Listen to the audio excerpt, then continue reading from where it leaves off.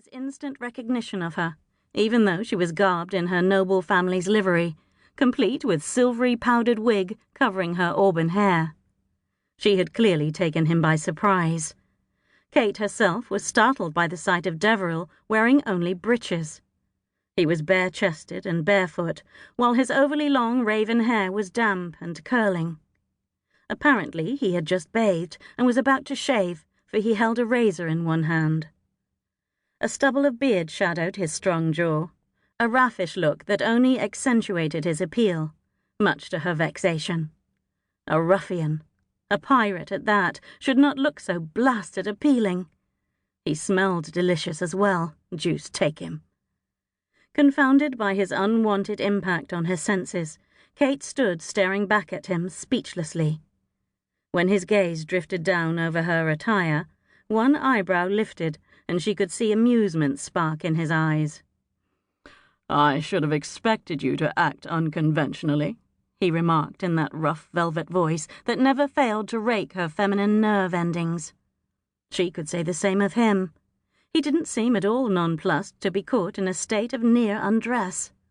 But then Brandon Deverill was the most infamous man of her acquaintance, which was saying a great deal, considering that she hailed from the scandalous Wilde family, who could boast centuries of notorious ancestors. There were lines on Deverill's face now that made his striking features more mature. But shirtless, with his sun-bronzed, muscular torso exposed, he was even more devastatingly handsome than she recalled. His masculine beauty put classical statues to shame. "Oh, merciful heavens, gain hold of yourself, you moonling," she thought. She was badly mistaken about having conquered her vulnerability, though. She most certainly was not over him.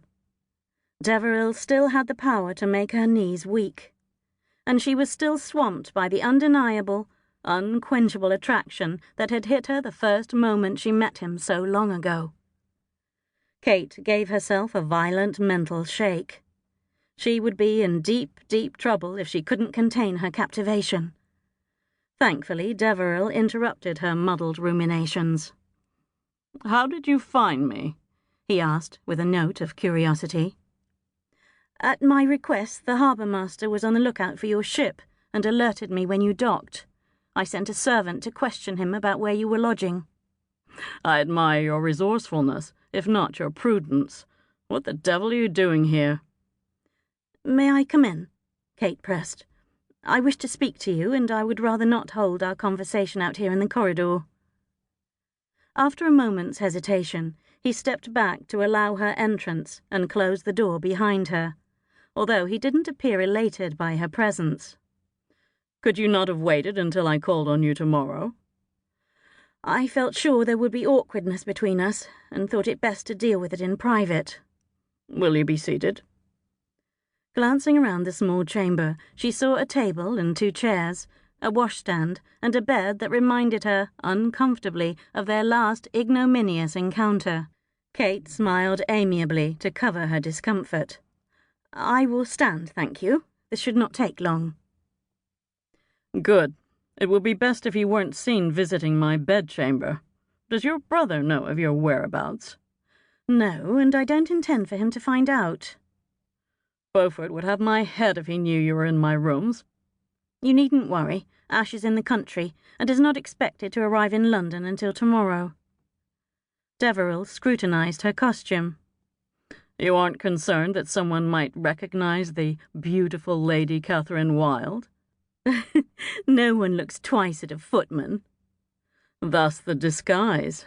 You make a fetching lad." His compliment flustered her, but he followed it with a censorious remark.